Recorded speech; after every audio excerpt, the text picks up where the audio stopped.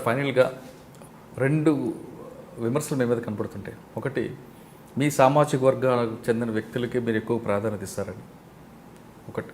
రెండోది, రాజశేఖర రెడ్డి గారికి బాగా అనుంగా శిష్యుడు, అతని కొడుకు పార్టీకి ఒక కార్యకర్తలకు పనిచేస్తారు అన్నది 2.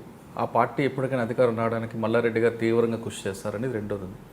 ఇటువంటి విమర్శలు వినిపించినప్పుడు మీకు ఏమనిపిస్తుంటుందండి? లేదా నిజంగా అది మీ అంటే పోలీస్ ఆఫీసర్ కాకుండా యాజ్ ఎ సిటిజన్గా ఒక రాజశేఖర రెడ్డి అభిమానిగా నేను చేస్తుంది కరెక్టే అని మీకు అనిపిస్తుంటుంది? అంటే మీరు మొదటిది చెప్పినది అయితే టోటల్గా మీకు ఎవరు చెప్పారు మరి ఎట్లా కానీ, బట్ నేను ఎక్కడ పని చేసినా కూడా అందరూ యాక్చువల్గా సామాజిక వర్గం అనేది లేదు. మా సబార్డినేట్స్ కానీ సీనియర్స్ కానీ దే లైక్డ్ మీ అండ్ యాక్చువల్గా అందరినీ కలుపుకోవటం ఎక్కడ అది ఫస్ట్ టైం వినటం. అది అంటే ఒకవేళ కలుపుకెళ్ళబట్టే కదా మీకు ఎంతమంది సహకరిస్తున్నారు కాబట్టి అది కాదు. సెకండ్ది వస్తే కొద్దిగా అది సెన్సిటివ్ క్వశ్చన్ మీరు అడిగింది.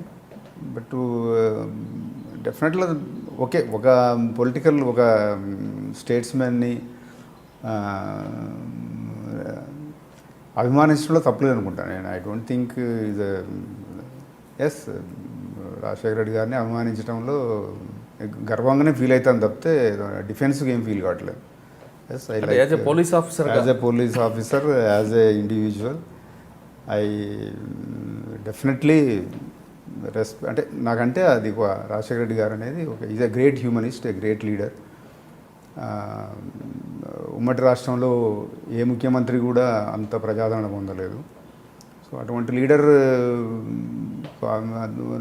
లీడర్ని అభిమానించడంలో నేను అనుకోవటం యాజ్ అ పోలీస్ అధికారి అయినా మామూలు సిటిజన్ అయినా తప్పేమీ కాదు. అంటే అదే కంటిన్యూ చేస్తున్నారు ఇప్పుడు జగన్ గారు? అది ఇక ఇప్పుడు ఏం చెప్పలేము. అది అంటే మీరు రిటైర్ అయిన తర్వాత జగన్ గారి పార్టీకి సలహాదారుగా ఉంటారా, లేదా మిగతా పోలీస్ ఆఫీసర్ లాగా మీరు పార్టీలో చేరి ప్రజాసేవకి వెళ్తారు? 2 years ఉందిగా రిటైర్మెంట్, తర్వాత తెలుస్తుంది. అంటే ఒక ఆలోచన అయితే మీద ఉంటుంది కదా? నాకు ఇప్పటికైతే ఏం అనుకోలేదు, ఆలోచనలు ఏం లేవు.